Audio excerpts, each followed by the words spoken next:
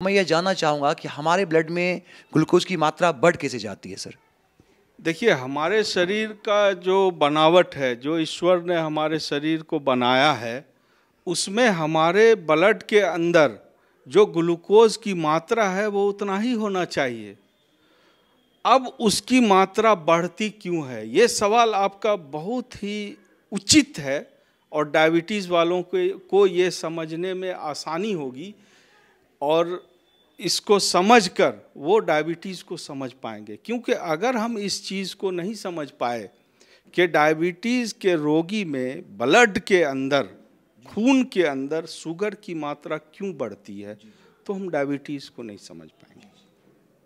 मैंने आपको पहले बताया कि इससे लेवल अधिक होने से डायबिटीज़ होता है। अब ये होता क्यों है, आपका जो सवाल है वो ये होता है, लेवल बढ़ता क्यों है। देखिए, हमारा जो शरीर है वो बना हुआ है सेल से, जिसे कोशिका कहते हैं, और वो जो सेल है वो स्ट्रक्चरल और फंक्शनल यूनिट है हमारे लाइफ का।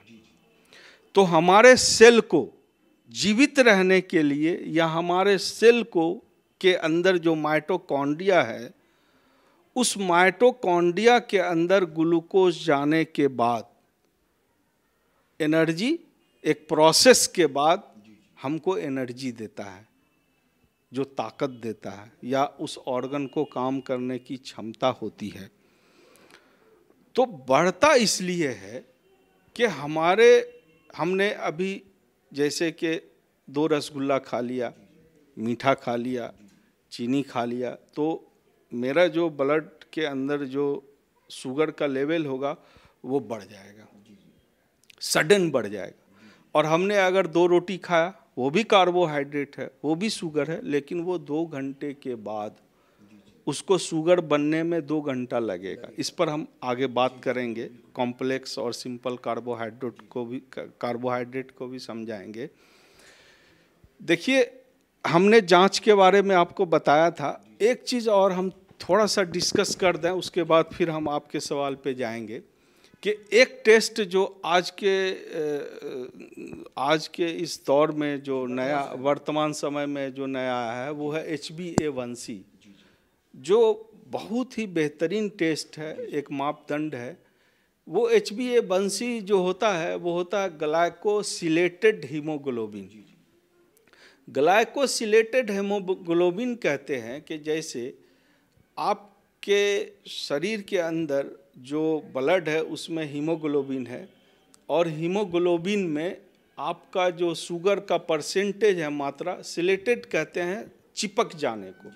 तो हीमोग्लोबिन में शुगर का मात्रा जाके चिपक गया परसेंटेज में, तो ये 2 से 3 महीना में आपके हीमोग्लोबिन में शुगर की मात्रा कितना बढ़ा। जैसे आज आप कुछ मीठा नहीं खाए, आज आप कल जांच कराएंगे तो मुमकिन है नॉर्मल निकले, लेकिन विगत 1 सप्ताह पहले आपने मीठा खाया था, उससे पहले मीठा खाया था, तो 3 महीना 2 महीना में जो परसेंटेज होता है शुगर का हीमोग्लोबिन के अटैचमेंट के साथ, उसको हम बोलते हैं HbA1c परसेंटेज, जो आपका 6 से 7 के लेवल में होना चाहिए। अगर इससे अधिक है तो आपको डायबिटीज़ होने की संभावना अधिक बढ़ जाती है। अब आपने कहा कि डायबिटीज़ का जो लेवल है वो बढ़ता क्यों है। जब हमारे शरीर में शुगर की मात्रा बढ़ती है एक नॉर्मल लेवल से, तो एक ऑटोमेटिक रेगुलेटर सिस्टम है। जैसे ही आपने मीठा जुबान के अंदर लिया, हमारे ब्रेन को इन्फॉर्मेशन देता है कि हमारे शरीर के अंदर अब मीठा जा रहा है, जो हमारा जुबान है उससे। और हमारा जो एक ऑर्गन है जिसे हम पैंक्रियाज कहते हैं, जो पेट, स्टोमक जो है उसके पीछे होता है और पत्ते के आकार का होता है, जिसे हम पैंक्रियाज कहते हैं, वो एक ग्रंथि है, वो एक ऑर्गन है। और उस ऑर्गन के अंदर से, पैंक्रियाज के अंदर बीटा सेल होता है, और उस बीटा सेल से एक हार्मोन का सिक्रीशन होता है। जैसे ही आपका ग्लूकोज अंदर गया शरीर में, तो पैंक्रियाज के अंदर जो बीटा सेल है उसके अंदर से सिक्रीशन फौरन आएगा, और जो सिक्रीशन होता है उस हार्मोन को हम इंसुलिन कहते हैं। अब यहाँ पर समझने की जरूरत है, अगर इस चीज को आप समझ गए तो आप डायबिटीज को समझ जाएंगे। ये इंसुलिन क्या करता है? ये इंसुलिन हमारे शरीर के अंदर जो ग्लूकोज है, बढ़ा हुआ मात्रा में जो ग्लूकोज है या जो ग्लूकोज का लेवल अप है, उसको क्या करता है? कैरी करता है, या उसका कहिए ड्राइवर है। जैसे आपने गाड़ी में आपको तेल डालना है तो उसका एक यंत्र है, पंप है जिसके द्वारा आप तेल डाल सकते हैं। उसी तरह से आपका ग्लूकोज बिना इंसुलिन के एंट्री सेल के अंदर नहीं कर सकता है।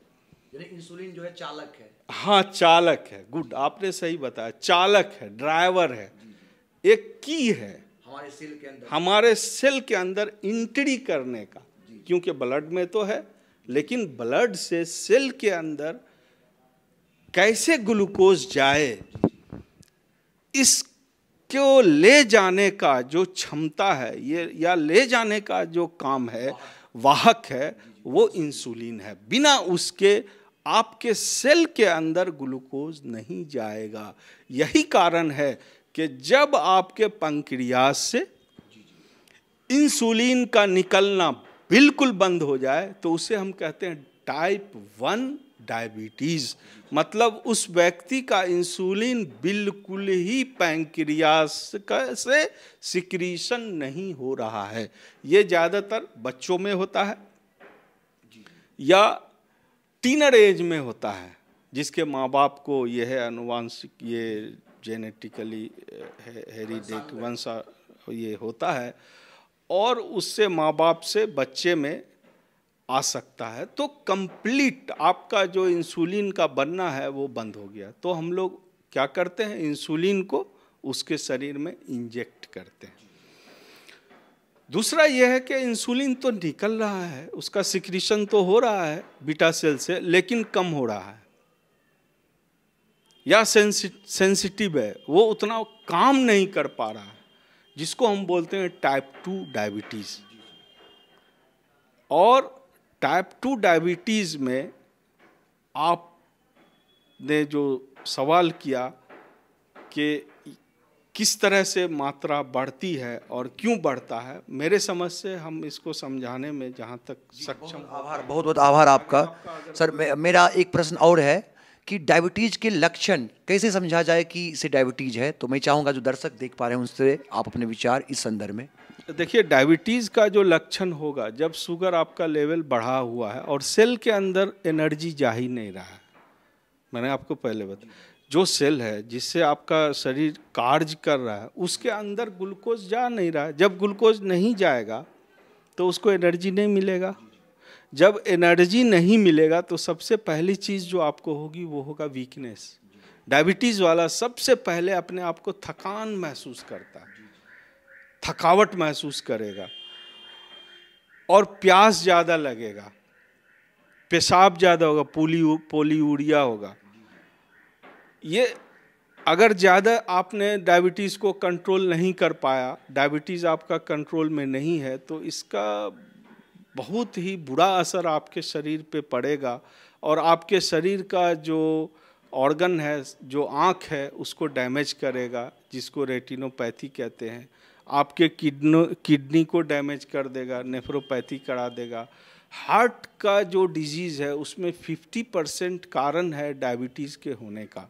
अगर डायबिटीज़ है तो आपका हार्ट के अंदर का ब्लॉकेज होने का चांसेस, जो कैपिलरीज है उसके अंदर ग्लूकोज का सही तरह से नहीं मिल पाना, और उसके अंदर फिर ब्लॉकेज हो जाता है और हार्ट का डिजीज़ बढ़ने का संभावना बढ़ जाती है।